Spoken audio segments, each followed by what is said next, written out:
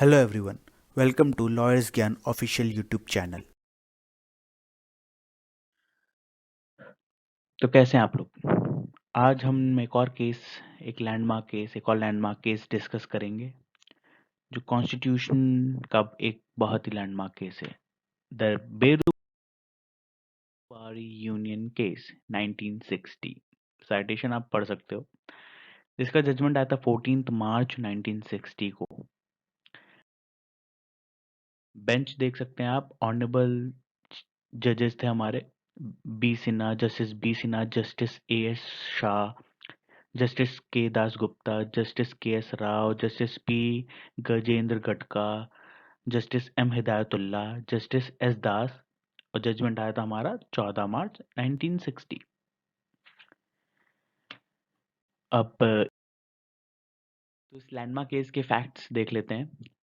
तो in the case of Ray Berubari, the state of Punjab and Bengal were to be partitioned.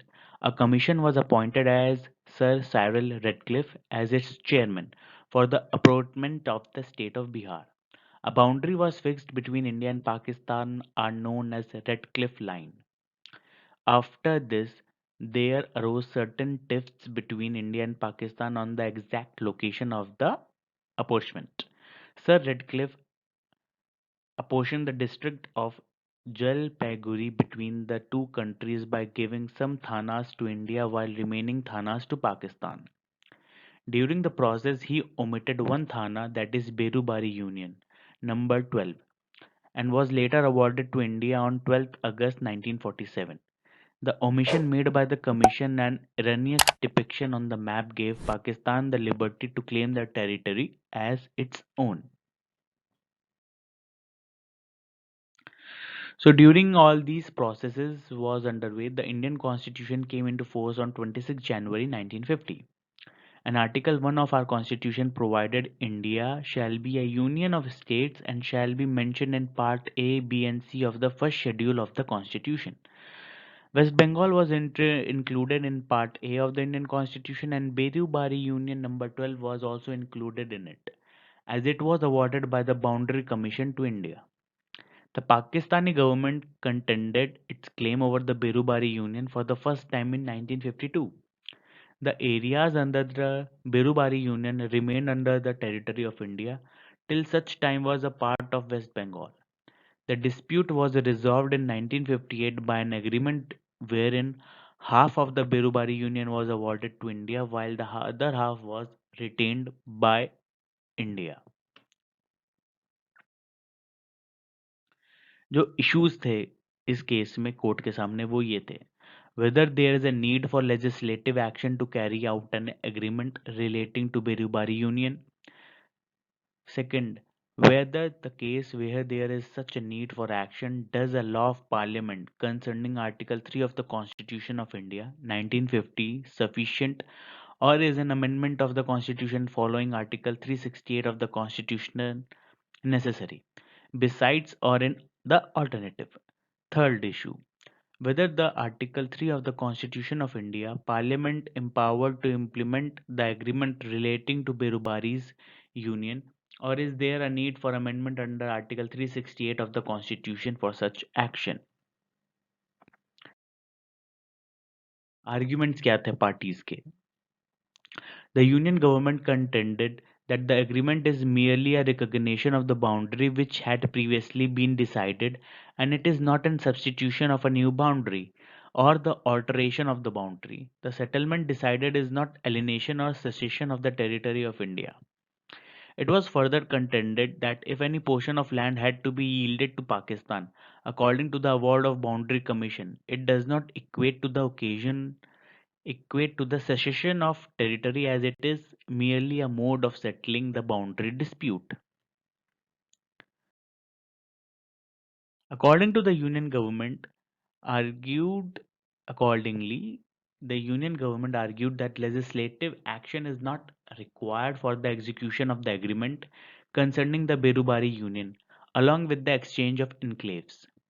Whereas the other party contended that the parliament did not have any power to cede any portion of India in favor of a foreign state, either by any legislation or even by the amendment to our constitution.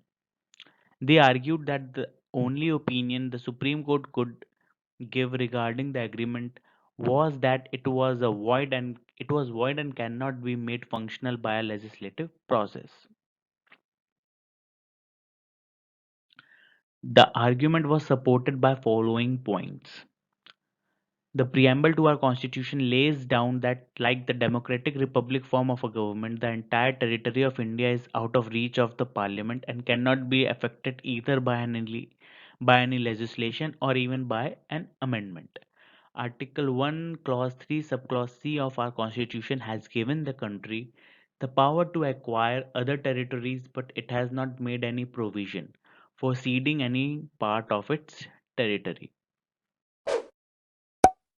Judgement क्या था इस case का वो भी देख लेते हैं.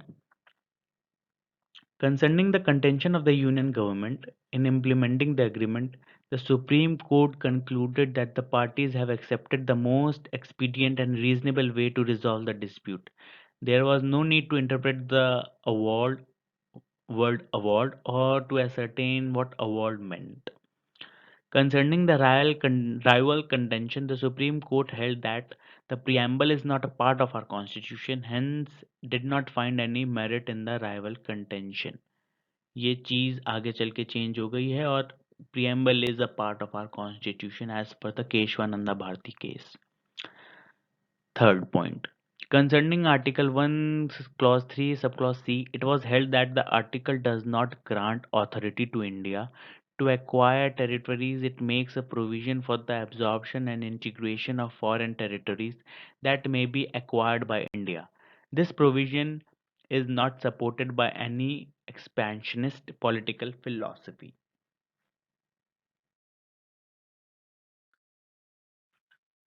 Regarding Article 368, it was held that the power to amend our constitution includes the power to amend Article 1. Thus, logically, it would include the power to cede national territory in favor of a foreign state.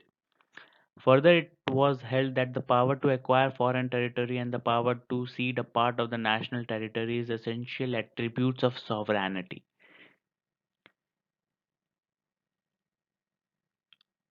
Transfer of sovereignty over the said territory by the owner state in favor of another state.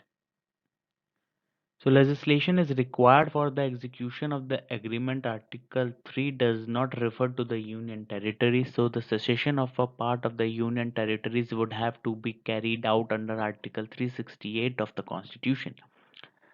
Next point, the Supreme Court concluded that it would not be qualified for the Parliament to make a law under Article 3 of our Constitution for the reason to execute the agreement. This meant that law required to execute the agreement had to be passed under Article 368 of the Constitution. The agreement amounts to a cession of a part of the territory of India in favor of Pakistan, so its implementation would involve changes being made to Article 1 and the relevant part of the first schedule of our Constitution. Because the execution of the agreement would lead to the diminution of the territory of India. Such an amendment can be made under Article 368 of our Constitution. Thus, the Supreme Court answered the question referred to. Legislative action is necessary for the execution of the agreement. A law of Parliament under Article 3 of our Constitution would be unqualified, and law under Article 368 of the Constitution will be qualified and necessary. For the exchange of enclaves too, the same procedure has to be followed. Conclusion इस case का ये था. The Supreme Court in Birubari Union concluded that the preamble is not the part of our constitution. The parliament has the power to amend our constitution, including Article 1. A cession of a part of the territory of India would lead to the diminution of the territory of India. Such an amendment can be made under Article 368 of our constitution. ये एक landmark case है, but इसमें जो held हुआ था वो आगे चल के बदल गया है. सुप्रीम कोर्ट ने अपना स्टैंड बदल दिया है और मेनली केशवानंदा भारती केस में मेनली बदल गया है. Please follow us on social media. If you have any queries, please DM us. You can ask Thank you for watching this video. Please subscribe to our channel for more such videos and share.